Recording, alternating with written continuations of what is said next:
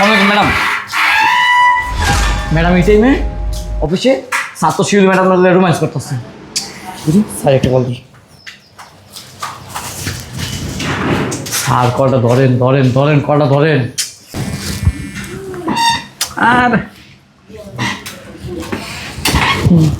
আরে কলটা একটা দিতেছে তো বড় বিপদ হইব।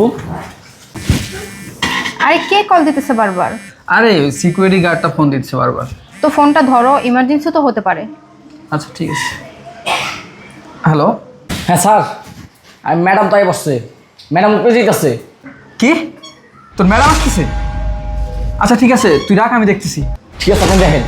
কি তোমার বউ আসতেছে? আরে হ্যাঁ, এক কাজ করো, ল্যাপটপটা ওপেন করো।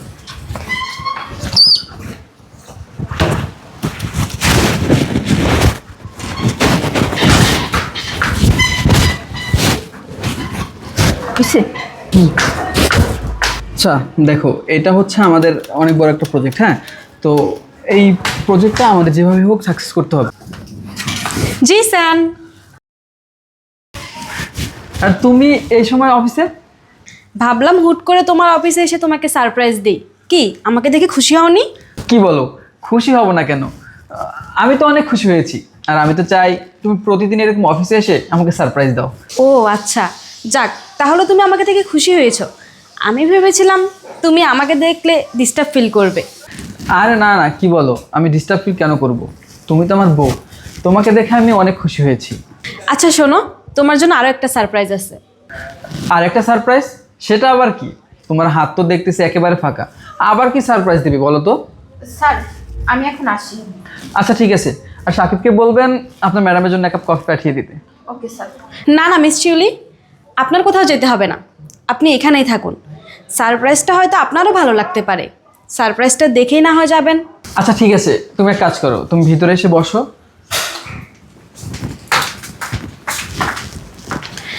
আসলে আমি গতকালকে তোমার অফিসে সিসি ক্যামেরা লাগিয়েছিলাম। কি অফিসে সিসি ক্যামেরা লাগিয়েছো? হ্যাঁ, তোমাকে সারাদিন খুব মিস করি তো। তুমি তো অফিসে কত বিজি থাকো, ফোন দিলে ঠিকঠাক ফোনটাও রিসিভ করো না। তাই ভেবেছিলাম সারাদিন বাসায় শুয়ে থেকে থেকে তোমাকে দেখব, কিন্তু আমার ফোন থেকে অ্যাপসটা ডিলিট হয়ে গেছে, কোনো কিছুই দেখতে পাচ্ছি না। তুমি একটু সরো তো, আমার কাজ আছে। আরে এসব বাদ দাও, তুমি আসছো অনেক দূর থেকে, একটু রেস্ট নাও, কফি টফি খাও। এসব কি শুরু করছো ক্যামেরা? চুপ করো তো, আমাকে আমার কাজ করতে দাও। ওকে, আমার কাজ কমপ্লিট। এখন ফোন অ্যাপসটা ইনস্টল করে নিই। আচ্ছা এক কাজ করো, এগুলো বাসায় গিয়ে দেখবো না? হ্যাঁ, আমি কাজ করতেছি তো, অফিসে কাজ আছে।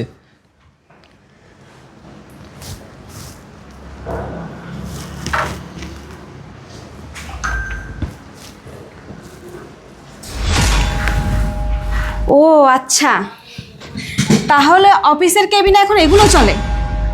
না আসলে কি আসলে কি বলো? এখন মুখ দিয়ে কথা বের হচ্ছে না?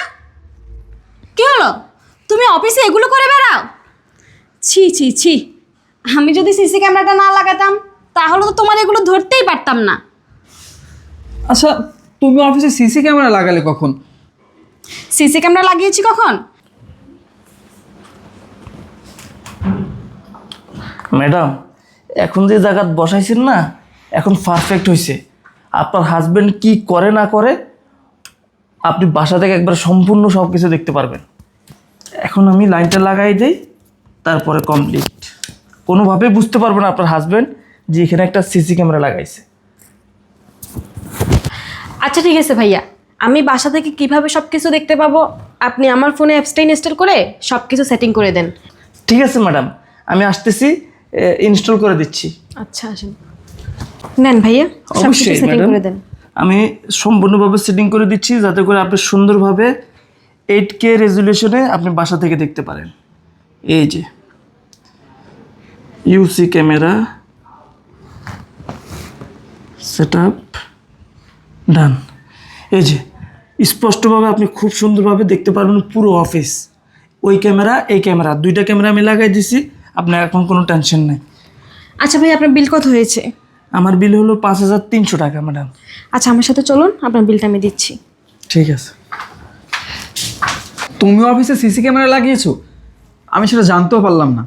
আচ্ছা, তুমি অফিসে ক্যামেরা কেন লাগিয়েছো বলো তো? কেন লাগিয়েছি তুই আমাকে উল্টো প্রশ্ন করছিস?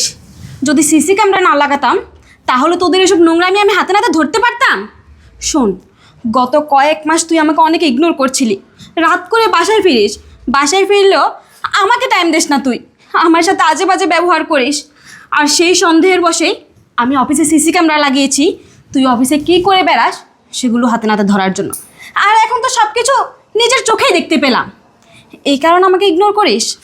আমাকে ভালো না লাগলে আমাকে বলে দিতি, আমার সাথে সংসার করিস না, আমাকে ভালোবাসিস না সেটা তুই আমাকে বলতি, আমি নিজ ইচ্ছায় তোর জীবন থেকে সরে যেতাম।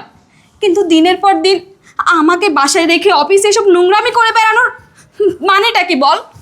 আমি কি দোষ করেছি? তোকে ভালোবেসে বিয়ে করেছি, এটাই কি আমার অপরাধ ছিল? আর আমি তোর জন্য কি করে নাই বল? তোর সংসারের জন্য আমি কি করে নাই? তুই তো একটা নিমুখ হারাম, তোকে আমি ভালোবেসে অনেক বড় ভুল করেছি। আমার এখন ইচ্ছে করছে আমি সুইসাইড করি। এইসব দেখার আগে আমার মরণ হলো না কেন?